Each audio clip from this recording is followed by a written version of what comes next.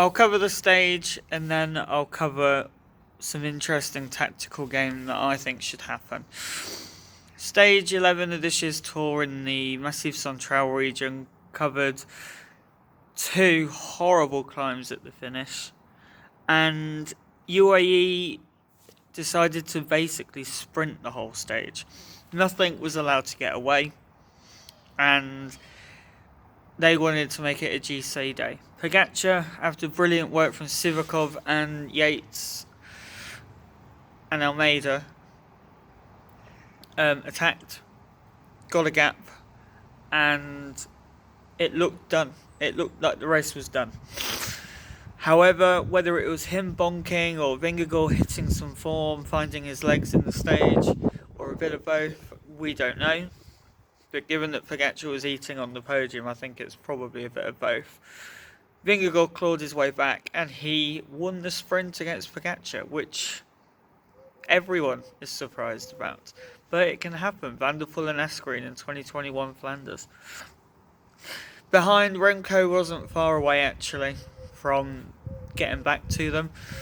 Roglic crashed and lost 30 seconds, but then this stupid 3k rule on a mountain stage, or a mountain top finish, which this one was, meant that he finished same time with Remco, which is strange.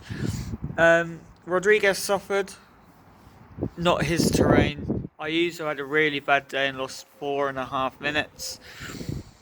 So yeah, the GC is pretty clear. Jonas Vingegaard now, I think, is the favourite to win the Tour de France, and that partly is because of the way UAE are racing it. I said on Twitter last night that the last 2 years, and this 2 tours, and this one currently, they've raced into Vingegaard and Visma's hand. They've hit the front, they've raced hard, in the hope that Pogačar can basically drop everyone and win the sprint. And I don't think at any stage it has really worked. Apart from maybe Courtoret's last year where he gained 20 seconds. For me, if UAE are going to win the Tour, they have to make that risk and make that gamble that it isn't going to be Pogačar that does it. Instead of racing hard, and with everyone on the front like a train, isolate Vingegaard, which they should be done after Wellens, Sivakov and Yates. He should be isolated on a mountain stage. And then start pinging attacks. Send Almeida up the road. Send Ayuso now, who's 4.5 minutes behind, or whatever it is. Send them up the road. Force Vingegaard out of his comfort zone and see how he handles it. Sure, he only cares about Pogačar. Sure, but you got to sort of play it and see, play it differently and see, because what they're doing at the moment just is not working.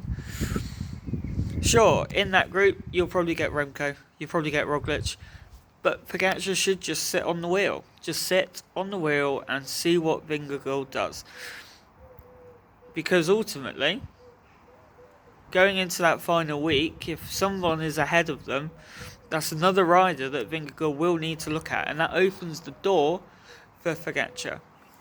Whether that's Remco in yellow, whether that's Roglic, Rodriguez, or a teammate, it will make Vingegaard have to think a little, and that is when Pogačar can potentially take advantage, because at the moment this constant riding hard and then attacking, it isn't working. It really just isn't working, and make a mistake once you can understand, but now it's the 3rd tour where this is happening. You've really got to question their tactics. Come on UAE, you can win this tour. You can win this tour. But at the moment, the Vingegaard is the favourite to win.